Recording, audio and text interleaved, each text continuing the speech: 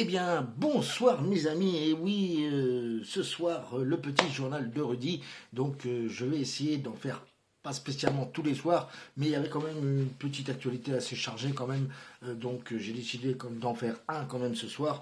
Donc voilà, le petit journal de Rudy, donc petite blague d'humour, j'ai changé de t-shirt, hein, parce qu'il y a quand même eu des commentaires d'auditeurs, excusez-moi plutôt d'auditrices et d'auditeurs qui ont été dire que je ne changeais pas de t-shirt. Donc je change de t-shirt ce soir, j'en ai mis un petit peu humoristique, je vous montre, hein, mes amis. Voilà, on dit merci à qui? Jackie et Michel. Donc ça c'est un petit t-shirt que j'ai acheté, donc ça c'est cadeau pour vous. Voilà, regardez, on dit merci à qui? Jackie et Michel. Donc là c'est la petite blague d'humour. Alors, les petites actualités, bref et rapides quand même, on va essayer de clair dans ce journal de ce soir. Du côté de Guéret, il y a eu un homme qui a été malheureusement découvert mort dans son appartement. Et apparemment, de ce qu'on a compris, sa femme a été découverte aussi assise à côté de lui. Donc c'est des informations que j'ai par des sources sympas que l'on a su. Voilà. Donc sa femme était assise à côté de lui et donc on ne sait pas encore le fin mot de l'histoire. Donc on verra au cours de l'enquête ce qui s'est passé. Donc voilà, cet homme a été découvert mort aguerri hier apparemment dans son appartement. Donc voilà. Également, donc ce soir, comme j'ai fait hier, le petit programme télé. Donc je voulais faire un petit rappel par rapport à une petite erreur de ma part hier sur le programme télé. Je vous ai parlé de Karate Kid, donc ce mythe de film. En fait, c'était The Karate Kid et j'en suis désolé. Donc effectivement, c'était la version moderne de Karate Kid. Donc c'était effectivement le dernier Karate Kid avec Monsieur Jackie Chan. Donc vous avez connu sûrement Jackie Chan dans des super films à l'ancienne. Voilà, Jackie Chan qui était un très bon acteur et même un très grand professionnel du Kung Fu. Voilà. Et le petit Black que vous voyez avec ses redlocks, je crois, sans me tromper, je crois que c'était quand il était jeune, c'est le fils de Monsieur Will Smith. Je ne suis pas très sûr, mais apparemment, il faudrait vraiment que je me renseigne. Donc, si vous avez la réponse à cette question, n'hésitez pas à me le dire, bien sûr, sur mon réseau social.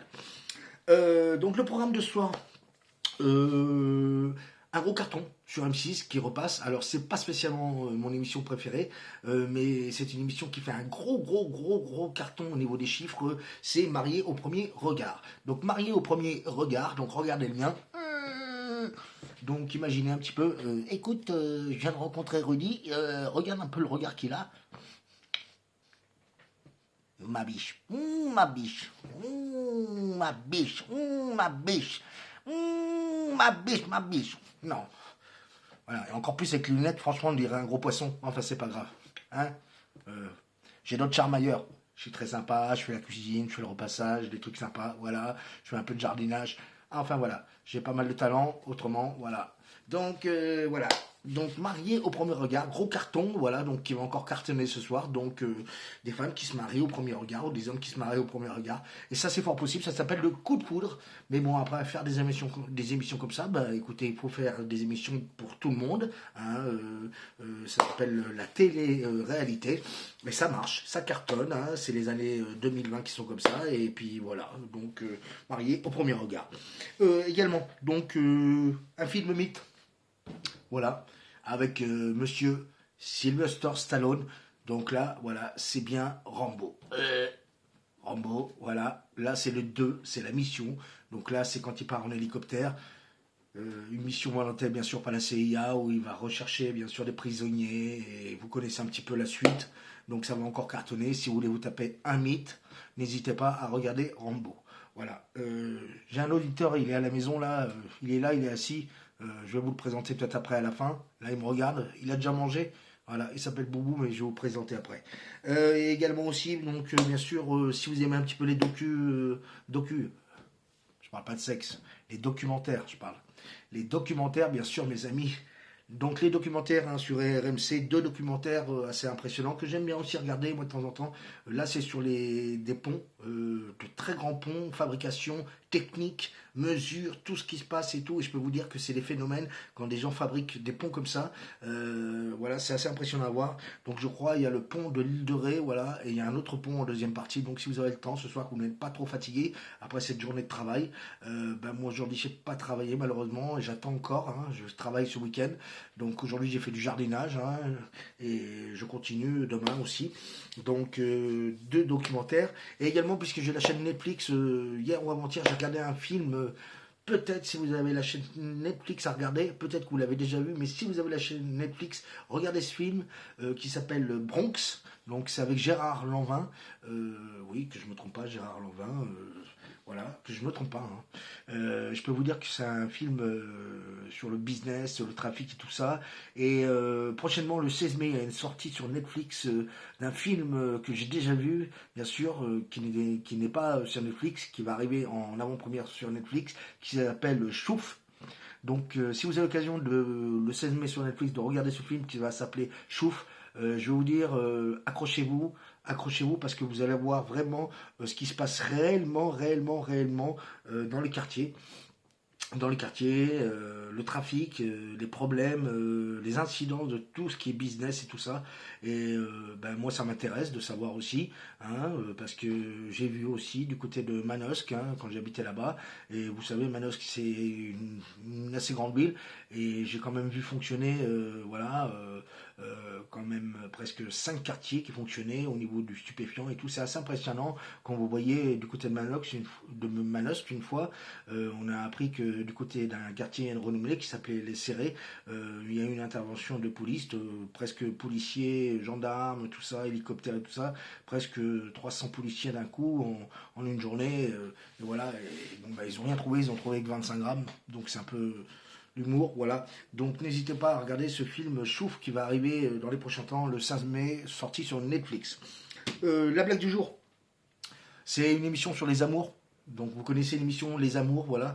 Donc ça j'en ai entendu parler récemment, même ce soir. Donc je vous dirai pas mes sources, mais vous allez le voir à la télé si vous suivez une certaine émission.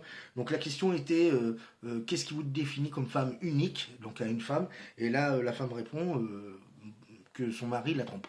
Donc bon ben c'est pas spécialement être une femme unique, mais là elle lui dit, il lui demande, ben oui, elle lui dit ben oui, mais c'est qui m'a trompé pas qu'une fois, 7 fois.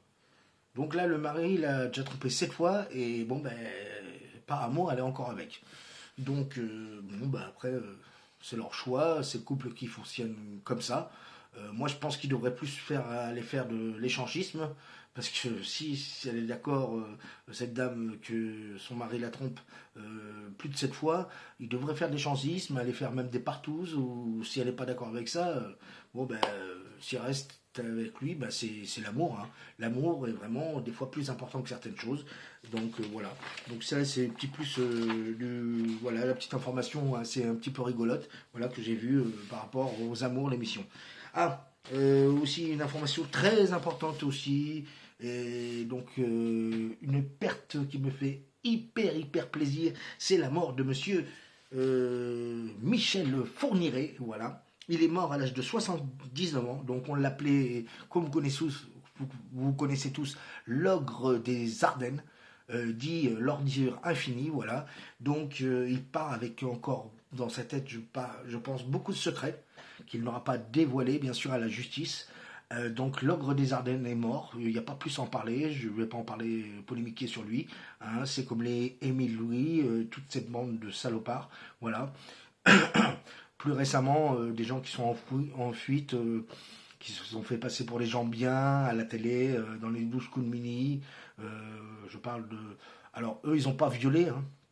Ils n'ont pas tué, voilà, mais ils ont quand même été sur des sites pornographiques, des choses comme ça, à regarder des enfants se faire violenter et tout, du type Monsieur Christian Quesada. Voilà, donc j'espère qu'il va être bientôt interpellé parce qu'il est en fuite apparemment.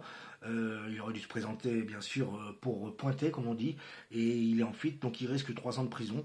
Donc je pense que j'espère qu'on va bientôt l'attraper et qu'il va prendre ses 3 ans de prison parce qu'il s'est sauvé parce qu'apparemment il y a encore des plaintes sur lui qui reviennent et il devrait être jugé encore sur certains faits qui sont à venir. Également une nouvelle assez vraiment qui me fait plaisir au fond du cœur et qui va faire plaisir à certains Français ce soir, c'est l'interception des susceptibles meurtriers, même des meurtriers apparemment, donc bien sûr la justice va faire son travail, hein, il va falloir prouver, mais apparemment c'est eux, des meurtriers du policier d'Avignon, donc ils ont été interceptés à un péage en direction de l'Espagne, et oui, ils étaient partis pour se tirer, bien sûr, parce que là, de toute façon, ils n'avaient plus le choix, mais la brigade criminelle a réussi à les intercepter en douceur, voilà, au niveau du péage. Donc, on voit l'action un petit peu, bon, ça n'a pas été filmé, mais on voit l'action qui a été schématisée. Voilà, une voiture devant qui les a interceptés, une voiture derrière, ils étaient 4 dans la voiture, dont la sœur du suspect. Voilà, apparemment, ils étaient cachés dans un bâtiment HLM depuis le meurtre qu'ils avaient commis dans une cave. Voilà, ils s'étaient cachés et donc ils avaient décidé bien sûr de fuir en Espagne parce que là, de toute façon, ils n'avaient plus le choix parce que automatiquement là, lui et son complice risquent la peine à perpétuité. Voilà, peut-être avec son remise de peine. Donc ce sera la justice qui va trancher de ces meurtres, de ce meurtre. Et voilà, j'espère qu'elle va bien faire son travail, excusez-moi, qu'elle va bien faire son travail et qu'ils vont prendre le maximum pour le meurtre de ce malheureux policier qui laisse sa femme et 2 enfants sur le carreau, ainsi que toute une famille malheureuse, tout un commissariat et bien sûr toute une population française qui en a marre de ces agissements qui deviennent vraiment inadmissibles, donc comme Fréjus où que ça a brûlé, comme encore il y a 2 jours sur un quartier de Paris où un commissariat a été attaqué. Donc effectivement, comme je disais, il y a de la merde partout, mais là ça commence à devenir grave. Donc voilà. La petite histoire du jour, bien sûr, la petite blague, enfin, petite blague, voilà. Alors ça, c'est l'histoire d'une cliente anglaise, donc qui a commandé par l'intermédiaire de la grande société, vous connaissez Virgin Mobile, qui a commandé l'iPhone 12, parce qu'elle avait l'iPhone 7 avant. Donc c'est assez sympa parce qu'elle a reçu l'iPhone 12 hein, par l'intermédiaire de, bien sûr, elle a commandé par son opérateur Virgin Mobile, excusez-moi. Donc, elle a reçu donc la boîte, hein, nickel, hein, tout en bas bien emballé. Puis quand elle a ouvert la boîte, vous savez ce qu'elle avait dedans? Elle avait une tuile cassée. Une tuile cassée. Alors vous voyez sur la photo, donc voilà, ça c'est vraiment une source que j'ai reçue par intermédiaire, bien sûr, de mes informations que je vois, hein, par rapport à mon informatique et bien sûr à mon portable et à pas mal de choses que je fais des recherches. Donc voilà, donc elle a reçu une tuile cassée. Donc bien sûr, elle s'est plainte auprès de Virgin Mobile et elle a montré les photos, elle a fait des tweets, Instagram, la totale, elle a attaqué et tout. Et donc quand même, ils ont décidé de la rembourser et elle a reçu quand même son iPhone 12 Pro, voilà, apparemment, d'une valeur quand même de 1500 livres, enfin 1500 euros, apparemment, c'est le prix, hein. 1500 euros le téléphone. Donc ça fait quand même cher le téléphone et ça fait quand même cher la tuile. Donc voilà. News du côté de Messanges, dans les Landes. Donc vous voyez aussi un petit peu, si vous aimez le bord de la mer. Donc ils ont découvert une baleine échouée. Et là on va parler un petit peu d'écologie, on va parler un petit peu de tout ça, de personnes, comme je disais, qui ne respectent pas bien sûr la nature et tout ce qu'on voit. Parce que comme je vous ai dit, j'ai publié, vous avez vu cette photo au Maupuy, vous voyez, avec ce sac McDonald's. Et donc, comme je vous dis, je vais faire une petite opération tout seul. Hein, je vais commencer tout seul à aller ramasser ce type de déchets. Voilà. On a découvert une baleine, malheureusement, qui a été échouée. Et l'association qui est une très grande association, qui s'appelle, excusez-moi, Itzas Arima, qui est une association qui récupère bien sûr les animaux échoués et types comme ça. Donc a fait bien sûr à chaque fois une autopsie et a disséqué l'animal et a découvert près de 60 kilos, messieurs dames, écoutez-moi bien, 60 kilos de plastique à l'intérieur de cet animal. Donc effectivement l'animal était malade d'une maladie du rein. Voilà, donc il mangeait un petit peu tout ce qu'il trouvait dans la mer pour survivre, voilà. Et donc à l'intérieur de son estomac, parmi les 60 kilos de déchets plastiques, il y avait des sacs de course, des emballages de chips et des paquets de pâtes. Donc si ce n'est pas l'humain qui a laissé traîner ce type de choses, qui ça peut être? Donc messieurs dames, voilà. continuez à faire ce que vous faites, à ne pas trier vos déchets, à jeter comme des saloperies les déchets dans la mer ou même sur les plages ou ne pas respecter la nature. Et je pense que les futures générations, dans les 10, 20, 30, 40, 200, 300 années, la planète sera pourrie. Et puis qu'on ne s'étonne pas si on cherche à aller vivre dans les prochains millénaires sur d'autres planètes, et en premier lieu bien sûr sur la planète Mars, parce que c'est ce que là tous les chercheurs cherchent à aller, parce que notre planète est en train de pourrir, si avant tout bien sûr on ne se prend pas une météorite dans la tronche, comme ça s'est passé au temps de la préhistoire. Voilà, donc l'animal souffrait, comme je vous dis, d'une maladie de rein, donc respectez s'il vous plaît un petit peu plus la nature. Alors je suis pas Greta Thunberg là, voilà, je n'ai pas de conseils à vous donner, faites comme vous voulez. Moi j'essaye de le faire au maximum. Voilà, donc voilà, c'était la petite information un petit peu intéressante du soir, qu'on s'aperçoit qu'on trouve quand même 60 kilos de matière plastique dans un animal. Donc voilà. Également, ah tiens, dans les nouvelles assez sympa, voilà, donc ça c'est complètement différent, mon petit journal, vous voyez, on parle souvent des footballeurs, vous voyez, des footballeurs qui ont des salaires mirobolants. On parle des footballeurs qui ont des salaires mirobolants. Et bien, il n'y a pas que les footballeurs, hein. Bien sûr, il y a des gens qui ont des salaires mirobolants. Bien sûr, ça peut être des PDG, des choses comme ça. Mais depuis quelques années, et je peux vous dire que là, je les félicite parce qu'ils sont au top. On parle des youtubeurs, c'est vrai, qui ont des millions de followers. Et on parle également aussi des personnes qui font, bien sûr, de la télé-réalité. Et donc, je peux vous dire que je vais vous annoncer un petit peu les salaires de ces personnes-là. Et voilà, alors moi je suis pas très calé dans ce domaine-là, hein, voilà. Je fais juste mes vidéos sur Facebook, voilà. J'ai ma chaîne YouTube. Alors je ne demande pas d'avoir des abonnés. Si vous voulez vous abonner, ben, abonnez-vous. Mais c'est pas spécialement pour l'argent. Voilà, c'est juste pour le plaisir de le faire. Voilà, parce que j'adore ça.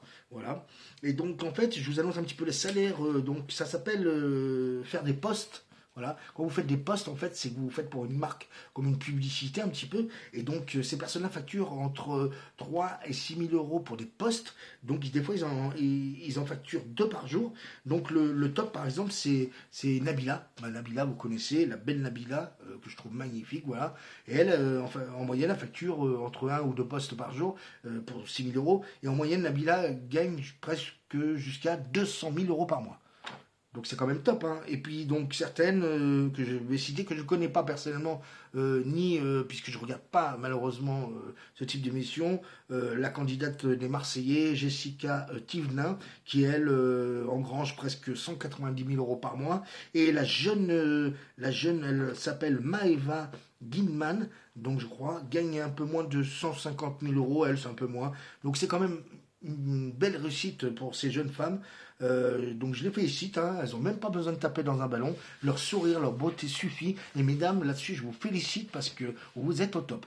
Hein, vous n'avez pas besoin spécialement de montrer, excusez-moi je vais être cru, de votre cul et vos nichons pour faire ça, votre sourire, votre beauté suffit, et ben bravo mesdames, parce que gagner autant d'argent en faisant ça, et ben continuez mesdames dans la lancée, et j'espère que toutes les femmes qui ont ces idées continueront. J'espère aussi que tous les youtubeurs qui blaguent, qui font ce genre de choses, ils seront au top. Donc voilà. Pour en terminer ce petit journal, voilà, aux États-Unis, donc ça c'est sûr par rapport au réchauffement climatique et la protection de l'environnement. On va parler alcool. Aux États-Unis, un brasseur qui lance une bière infecte. Donc, vous avez des bières qui sont excellentes et vous avez des bières qui sont infectes. Et bien, lui, il a créé ces bières infectes, bien sûr, pour dénoncer le réchauffement climatique, bien sûr. Et je peux vous dire que c'est vrai. Donc, cette bière, elle est à base de pissenlit, elle est à base d'eau exposée à la fumée, d'accord? Donc, pas de l'eau claire, voilà. Et des extraits de céréales, c'est-à-dire pas de houblon pur, de choses comme ça, des extraits de céréales. Voilà. Donc c'est un goût atroce.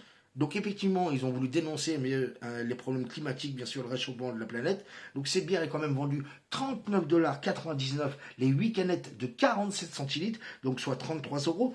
Donc par contre, ce qui est vraiment super sympa de la part de ce brasseur, c'est que le bilan, c'est que les bénéfices seront reversés à une société qui s'appelle Protect Our Winters, voilà. Donc ça, c'est une association protégeant l'environnement et le réchauffement climatique. Donc voilà, ça c'est un petit peu le fin de journal de ce soir. Donc j'espère que vous avez été, chères auditrices et auditeurs, contents de m'écouter ce soir. Je vous remercie vraiment de votre écoute, hein, voilà. Et je vous dis à peu dans la semaine pour un futur journal. Que dire de plus? Je vous embrasse très fort et à bientôt sur les réseaux sociaux.